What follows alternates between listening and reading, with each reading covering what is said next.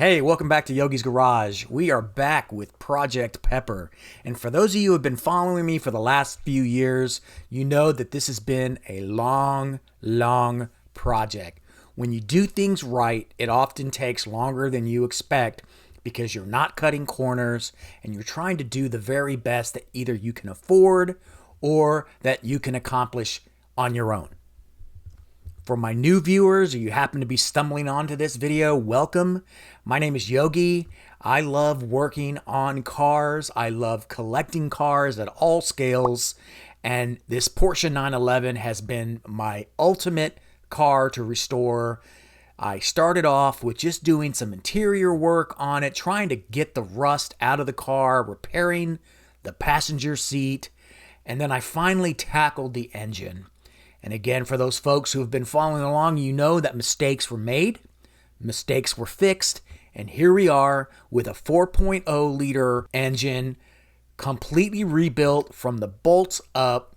LN Engineering bored it out to a 4 liter for me, put some Nikasil liners in it, and then I went out and got the Flat 6 Innovations IMS bearing solution.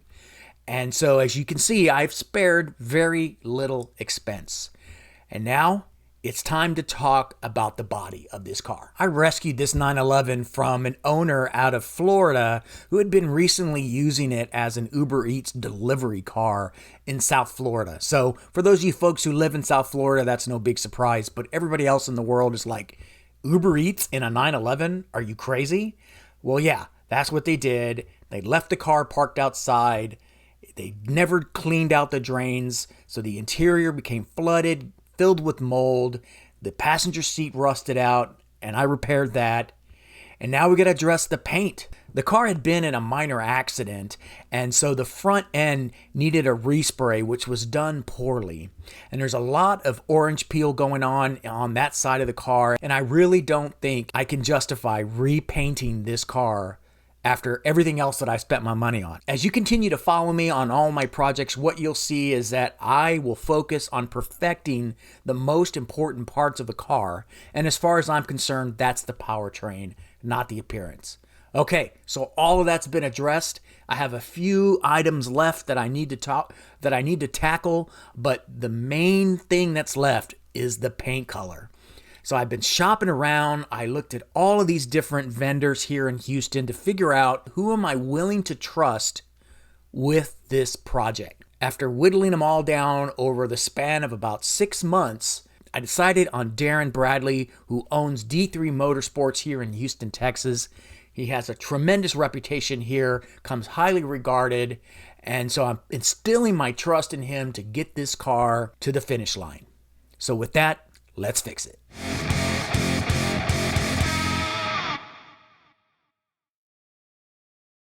Hey, today's the day. Today is the day that I finally get Pepper wrapped. I haven't disclosed what color Pepper's gonna be after this wrap, but this place is called D3 Motorsports. I wanna go in and introduce you to the owner, Darren, and talk about his business so that you can understand why I picked this business out of all the other wrap companies here in Houston, why I picked Darren here at D3 Motorsports. All right, let's go on in.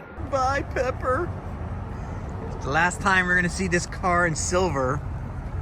Look how much smaller this car is compared to all the other cars. All right, my ride is here. We'll come back and take a look at it later. Hey Darren, so how you doing, man? So tell me about your shop, what you up to, what's going on? Hey guys, it's Darren over at D3 Motorsports. We do wheels, tires, wraps, ceramic coatings, PPF, window tint, suspension work, a little bit of engine work, like little minor bolt-ons and stuff like that. So this is our third shop. It's a lot bigger than all the other ones. We've grown. What inspired you to just come out here and start a business, man? I get that question a lot. So as a kid, most little boys growing up, they want to be a race car driver, a police officer, a firefighter, or something like that. And actually, yes, I wanted to be a race car driver. So, you know, I had go-karts and I raced BMX for a while, things like that. My very first car that I bought was an Acura Integra, and I did wheels on it, lowered it, intake, exhaust, and the stereo system and everything else. And one of my buddies, my close friends, he was like, man, you need to start getting paid for, you know, advertising for these other companies. And I was like, yeah, you're right. And so he said, man, open up your own thing. And I started the business. Back then when I started, there was no social media. I was married, had kids, and I couldn't really develop the time I wanted to into the business. But I always knew in the back of my mind I wanted to do that. So as social media came about and I got more familiar with everything, I started advertising a little bit more, get clients in to do little things here and there. So it's kind of back then word of mouth. Like I can show you, I brought this picture out right here because this is actually how I started delivering my stuff. So when I moved to Houston, I was like, you know what? I'm gonna develop a little bit more time into doing my business and things like that. So what this picture shows is like I had my little D3 shirt and I was delivering wheels, some Apex wheels and some tires in the back as well. That's awesome. So I would do that out of my car. I remember some clients, I would meet them at Discount Tire because they were doing my installs at the time when I would buy tires. And like people would be like, "You're doing this?" Because I would come out, I'd be in my work clothes, like a business casual, button down with slacks on. They're like, "You're gonna do it?" I was like, "No, they're gonna do it for me, whatever else." But you know, I was their sales guy. And I was giving them good deals on pricing and things like that. So with that being said, it just kind of developed from there. And then I finally just took the leap of opening up my own thing, and then here we are. I have triplet boys. You have triplets? Oh, yeah, I have triplet wow. boys, and so the company is named after them, Dylan, Dalton, and Dustin. So That's terrific. You know, so hopefully maybe one day they'll take it over or whatever. So we'll see what happens. That's fantastic.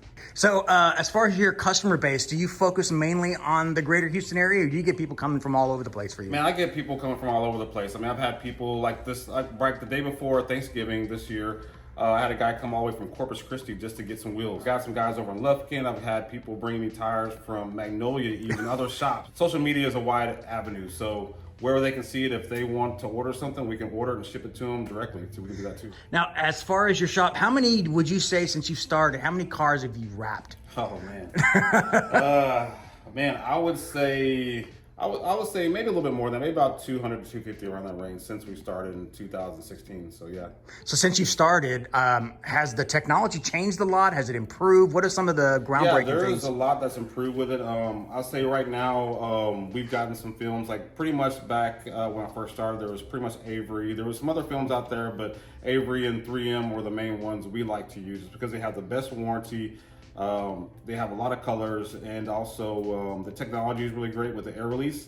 But now the technology has changed where we have a lot of different films that have come about that are really glossy. Back in the day, glossy films used to have a lot of orange peel in them. We've got some companies now that actually have wrap that doesn't have that orange peel.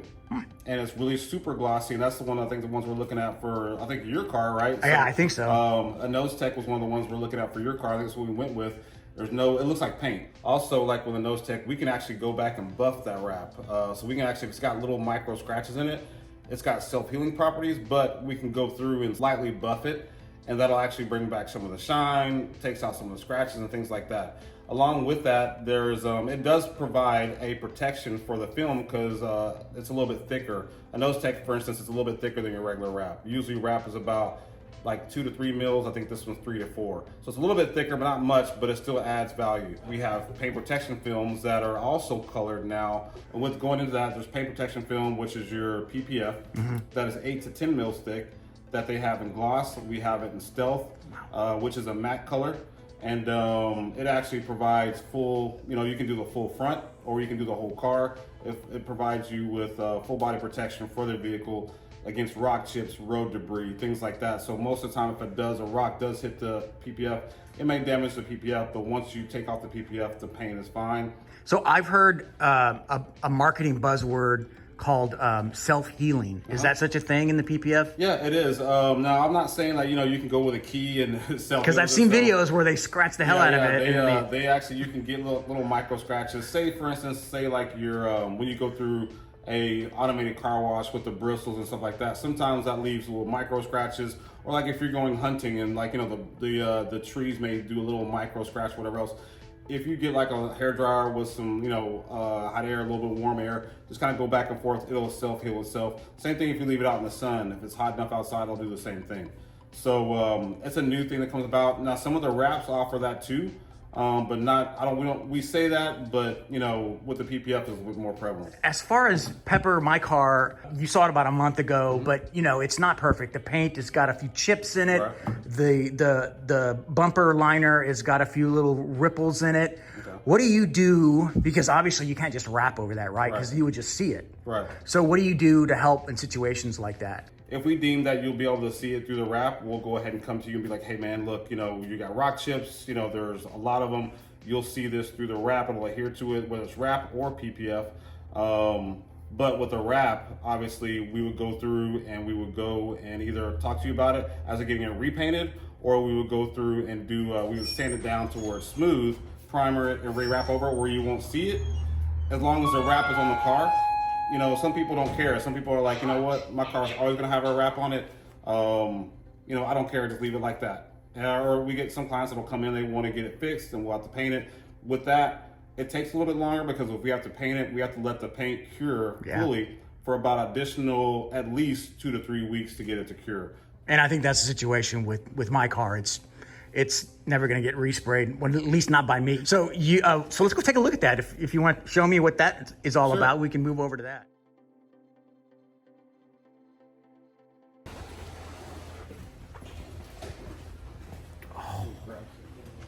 Oh, looks like the blue on my car. Almost. And did paint correction first, which the car was brand new. A lot of people say that, you know, when you get a brand new car, I don't need paint correction. Well, yes, you do. And travel time, rail dust, things like that, from being on a ship and a train, whatever else, it gets in the car. So you want to make sure your paint is as smooth as possible. So one of the things we like to do is, in the price that we quote with this, is paint correction as well before we put the actual film on. If you want this to be a blank canvas, like when you're painting on it, you want this thing to be blank, you want it to be smooth and everything else, so you won't have any kind of blemishes like that into the paint job that will show through the PPF once it's finished. So PPF, paint protection film, it's been all the rage the last, let's say, 5 to 7 years. I had it on one of my cars. Show me some of the things that maybe somebody who doesn't know what PPF does or why they should get it, right? Okay. Well, these days and times with the rising costs of vehicles and people looking at their vehicles as a little bit more of an investment than just as a tool to go to work in, things like that, they're buying what they want. Obviously, you want to take care of that investment and prolong the use of it and prolong the paint and you know, the overall appearance of the vehicle. So the whole thing? Whole car is covered with PPF. I mean, the front, the headlights, these lights here. I mean, everything is covered in PPF all the way back. And then we went through and we put 2 layers of ceramic on top of it. So with this right here, you have the ultimate protection of your paint being protected from rock chips and dings and things like that. Because this is where I was telling you that if it does get light scratch, you can probably get a heat gun or leave it out in the sun, it will heal itself. This particular film is 10 mil thick. And as you can see, it's done very well. Erica, our PPF installer, has done very well with hiding the seams and like the edges. So we don't like to, one difference between us is we don't like to see seams on it or the definition lines of where the PPF ends. So what we try to do is come all the way down to the edge and tuck it in so you don't see things. So I don't want somebody to come to this car and be like, oh, well, you got PPF on it. We try to make sure it's tucked in and covered so you don't see it. With this vehicle, also one thing that we do is we do ceramic coating on it. So this is XPEL's PPF on it, or paint protection film, and also their Fusion ceramic coating on it. So which makes it hydrophobic, so you can the shininess of it too. So as you can see, it just beads right off. And so it just comes right off like that. Wow. You get your towel and you can just wipe it off, bam, and you're done. So as you can see, the beads, when they sit up here, they stop, but they also get heavy and they run down like this, as you may see, and it grabs the dirt with it as it goes down. So it picks it up, and that's why we say self-clean. Not that it self-cleans itself, but as it gets big like that, it gets heavy, the gravity pulls it, and it does get the dirt and bring it off the car. This is the process we go through of wrapping a car. And so this is what we like to do. Pretty much every car that comes through here, we do the same kind of process, even more so with a white car, because in going a darker color, so you don't want to see any white through the car. So as you can see here, it's getting wrapped in satin black. We love satin black, and we do a lot of satin black cars, because after we get them done, people love them, and you can actually see a lot more of the contours and body lines of the car with this satin black. But with that being said, it's like, you know, the headlights come off, the bumper comes off, obviously the wheels, the liners come off. The inside of the door panel right here is getting done. The bottom right here will get done. And as you can see, we go through, we take all these off and line them back up where they're supposed to be. We cut out the VIN numbers so it looks factory. And then we'll put our piece here so you won't be able to tell. Now this you can kind of see on the inside of the door. This is why we have to take the doors off. because we actually do all this here. We'll do it up to this point, and then the actual door panel goes here, so you won't be able to see anything. So this whole thing will be black. This will be black here. The inside of the door as well, so you won't see anything. The only thing you'll probably see is this right here, but we'll probably paint these as well to make those black. Yeah. All right, so I'm gonna ask you a question that you know you're gonna get asked, and they're gonna ask me after they see this video. What does something like this cost? Let's just say, you know, standard, the car has a few minor road dings, whatever, just chips and stuff that you can fix. What's something like that cost? Our typical wrap usually starts at about $2,500. Now, I'm not saying a car like this is that price.